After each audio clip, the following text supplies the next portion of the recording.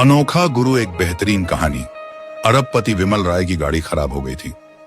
सुनसान जगह थी, रात का समय था, गांव जाने वाली सिंगल रोड थी। वह किसी से लिफ्ट लेने के इंतजार में काफी देर से सड़क के किनारे खड़ा था कि उसे एक साइकिल रिक्शे वाला आता दिखाई दिया। विमल ने रिक्शा रुकवाकर पूछा, आगे कल्याणपुर जाना है, ले चलोगे क्या? रिक्शे वाला गाना गुनगुनाने में मस्त था, बोला, आ जाइए, 50 रुपए लगेंगे। विमल रिक्शे में बैठता हुआ बोला, मैं तुझे 500 रुपए दूंगा, जरा जल्दी पहुंचा दो। गांव में मेरा एक कॉलेज का दोस्त रहता है, उसी के यहां जा रहा हूं, आज उसकी शादी की 25वीं सालगिरह है। रिक्शे वाला अपना गाना गुनगुनाता हुआ उसी रफ्तार से चल पड़ा। विमल जीवन में पहली बार साइकिल रिक्शे में बैठा था। 500 रुपए का लालच देने के बाद भी रिक्शे वाला गाना गुनगुनाते हुए मस्ती में धीरे धीरे चल रहा था। विमल सोच रहा था, ये कैसा आदमी है, पूरे दिन में भी 500 रुपए नहीं कमाता होगा, आज इसे एक साथ इतने पैसे मिल रहे हैं, फिर भी चेहरे पर कोई खुशी नहीं झलक रही। सोचते हुए वह झुंझला उठा। वह बहुत मुश्किल से वक्त निकालकर दोस्त की शादी की सालगिरह में आया था। गाड़ी खराब होने के बाद उसने अपने दोस्त को फोन करने की बहुत कोशिश की, मगर फोन नहीं मिला। अगर मिल जाता तो वह दोस्त से कोई साधन मंगा लेता। अचानक रिक्शे वाले के फोन की घंटी बजी। उसने रिक्शे को पैडल लगाते हुए फोन को स्पीकर पर डालकर कान पर लगा लिया। उधर से रिक्शे वाले की पत्नी का घबराया हुआ स्वर सुनाई दिया। आप कहां हो जी, अभी तक नहीं पहुंचे? रिक्शे वाला बोला, रास्ते में हूं, जल्दी पहुंच जाऊंगा। मगर तुम इतनी घबराई हुई क्यों हो? पत्नी का स्वर रोने में बदल गया। वह रोते रोते बोली, बकरी मर गई, पता नहीं उसे क्या हो गया था, अचानक थोड़ी देर तड़पी, फिर मर गई। रिक्शे वाला पत्नी को समझाते हुए बोला, अरे यार, मर गई तो मर गई, तू रो क्यों रही है? उसका और हमारा इतना ही साथ था। पत्नी बोली, कल ही सौदागर उसके 8,000 रुपए दे रहा था, अच्छा होता उसे बेच देती, 8,000 रुपए का नुकसान हो गया जी, रोना तो आएगा ही। रिक्शे वाला बोला, वो पैसे हमारी किस्मत में थे ही नहीं, इसलिए अब दुख मत करो। समझ लो तुमने बकरी पाली ही नहीं थी, मैं तुम्हारे और बच्चों के लिए जलेबियां लाया हूं, आधा घंटे में पहुंच रहा हूं, सभी मिलकर खाएंगे। इतना कहकर उसने फोन काट दिया। फिर गाना गुनगुनाता हुआ रिक्शे के पैडल लगाने लगा। विमल राय को बड़ा आश्चर्य हुआ। वह सोचने लगा, ये कैसा आदमी है, पूरे महीने में 8,000 कमाता होगा, फिर भी इसे बकरी के मरने का कोई दुख नहीं है, कोई चिंता नहीं। कितनी सहजता से इतना बड़ा नुकसान सह गया।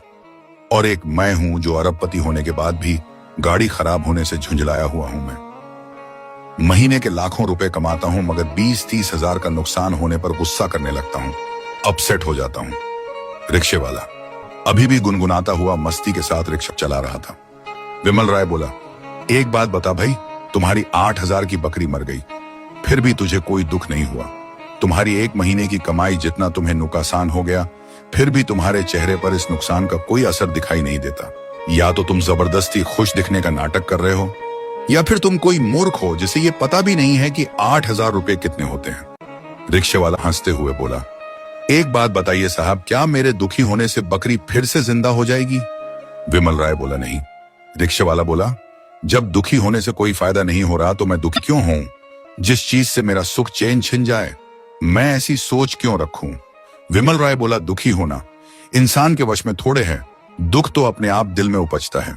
रिक्शे वाला बोला, गलत बोल रहे हो साहब, दुख अपने आप दिल में नहीं उपजता, यह तो इंसान की सोच के अनुसार दिल में पैदा होता है। अगर कोई भी नुकसान हो जाए, उस समय इंसान ये सोच ले कि जो गया वो मेरा था ही नहीं, मेरा वही है जो बच गया, उसके बाद दुख तो क्या, चेहरे पर उदासी भी नहीं झलकेगी। मैं ऐसी ही सोच रखता हुआ साहब, जो चल रहा है उसके मजे लो, जो गुजर गया उसमें से अच्छे वक्त को याद रखो और बुरे पलों को तुरंत भूल जाओ। विमल राय काफी देर तक उस अनपढ़ रिक्शे वाले की पीठ को ताकता रहा।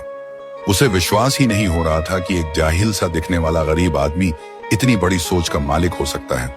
वह बोला, चलो मान लिया तुम्हें दुख नहीं होता, मगर अपने बच्चों के लिए कुछ करने की चिंता तो होती होगी।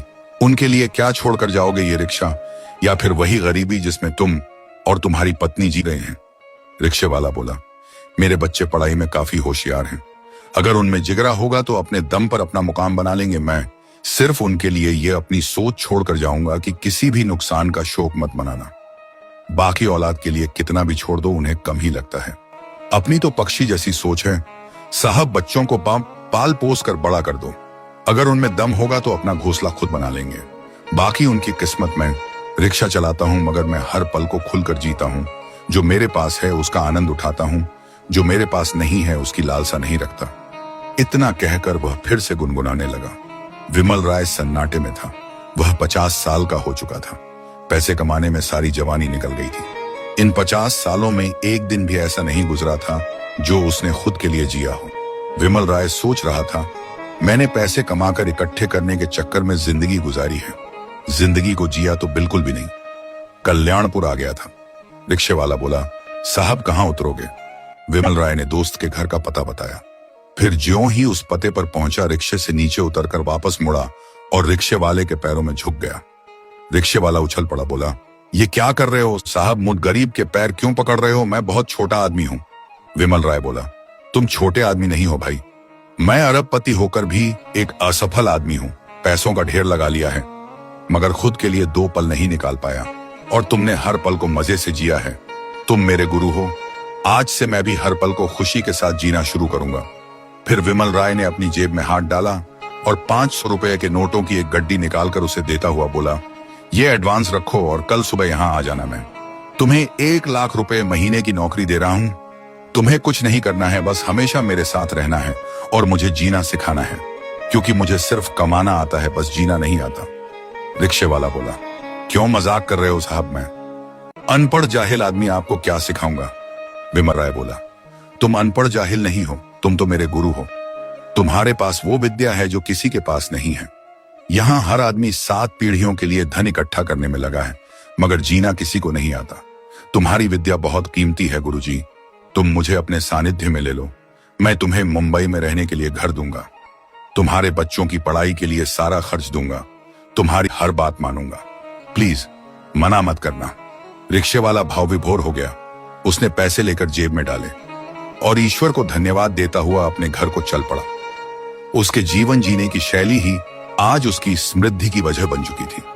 लेखक विनायक वर्मा कहानी कैसी लगी कमेंट्स जरूर करना। कीमती वक्त देकर पढ़ने के लिए धन्यवाद।